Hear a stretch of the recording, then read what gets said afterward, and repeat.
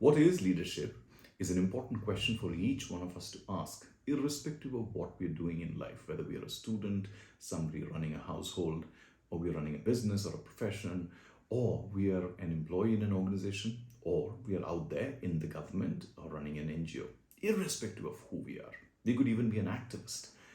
Now, leadership is recognized by others. It is recognized by them in small little instances when we do things, we show up or we say things, or it is also recognized over a period of time in the way and the patterns of our actions, behaviors, and how we get things done and the results that we get. And which is where leadership then becomes our reputation. But how does this leadership reputation in the eyes of people come to be? There are two aspects of this. One aspect of this is what is within us and what is then put out by us because of what is within us. Now, typically, whatever is put out by us out there, leadership, is about those deliberate actions that we have done, the decisions that we have taken, the opinions that we have shared, the way that we have showed up at work, through our work, the results that we have created. It is also in the opinions that we have shared and the way we have shared those opinions. It is also about the way we have influenced others, got them to move, etc. And this is where it's very important for us to understand that leadership is about those things where we are being purposeful, we are contributing to others, we are contributing to a situation, we are contributing to causes around us, and then also rallying others to get those things done. And this is where it's important for us to understand that the more responsible we are towards others, towards situations, towards results, the better we would be viewed as a leader to take a note of, even a role model. In fact, leaders or leadership that is used as reference for role modeling is often very contributive to others and the environment, which then means that leadership is not a behavior for winning for self. It is about a set of behaviors which is for winning with others, for others, making sure that things turn out the right way.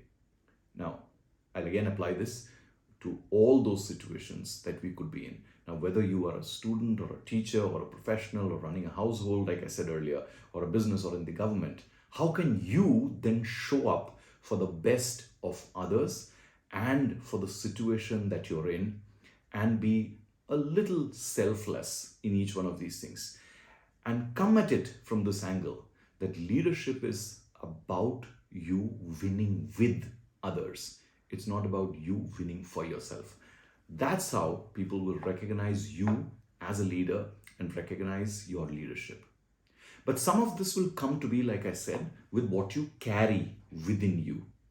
And what we carry within us are our knowledge, our understanding, the values that we are operating from, the motives that we are operating from. And if those values are divisive or if those motives are divisive, then the behaviors that we'll put out there will be divisive and people will not recognize our leadership as positive. But if those values are respectful, those values are contributive, those values are things which will be positively viewed by others and others will also like to imbibe those for themselves, then our leadership will definitely be recognized as positive.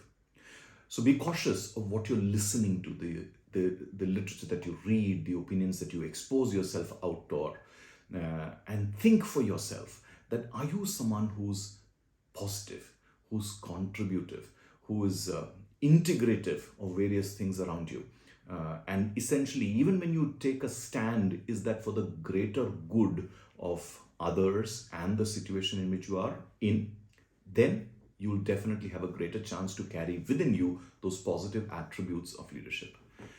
Possibly in one of the subsequent videos, I'll talk a little bit more about what are those specific values and behaviors and motives that we could carry, which will then help you further. But from whatever I have discussed in the last about 3 to 4 minutes, think about these 3 questions. Number 1, how are you showing up for others and for the situations that you're in? Number 2, what are you carrying within you as thoughts, as values, as motives, which is making you show up in a certain way. And number three is how are people viewing you, and hence your leadership and the qualities that you're displaying. If you get an answer to each one of these and then reference it against a lot of literature and good research that's available out there from experts, you will quite easily be able to understand if you're being leader like or if you're not being leader like. Wish you the very best in your own leadership journeys.